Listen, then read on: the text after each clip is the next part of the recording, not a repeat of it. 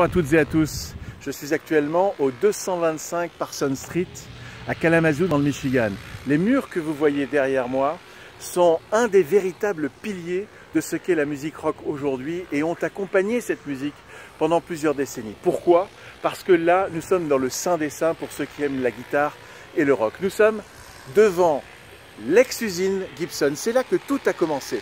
L'usine est désaffectée, vous pouvez voir que elle est dans un triste état, surtout au deuxième niveau. Elle est désaffectée depuis le début des années 80, puisque Gibson, en 1974, a décidé d'expatrier sa production jusque dans le sud des États-Unis.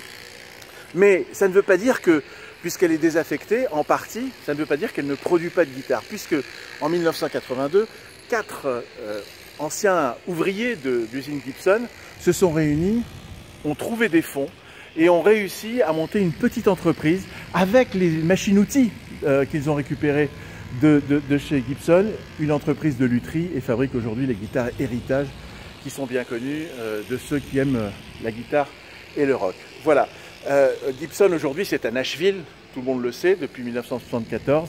Ça n'est plus ici, mais d'ici quelques jours, d'ici quelques semaines, la légende Gibson va revivre à Kalamazoo, puisque dans le bâtiment qui est juste là, se prépare un événement assez important dans le milieu de la guitare, puisque Guitare Héritage, qui gère ce complexe-là, qui a racheté les murs et qui a trouvé un investisseur, va monter ici à Kalamazoo le musée Gibson, qui sera un tout petit peu plus, je dirais, légendaire de par ce qu'il va présenter que celui qui est dans le sud des États-Unis.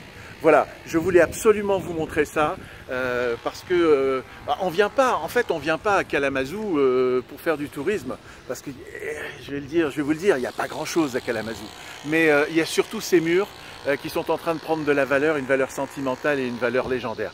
Voilà, j'espère que ça vous aura plu, et puis comme d'habitude, je vous le dis, n'ouvrez à personne, couvrez-vous bien et surtout, prenez bien soin du rock'n'roll. Allez, salut!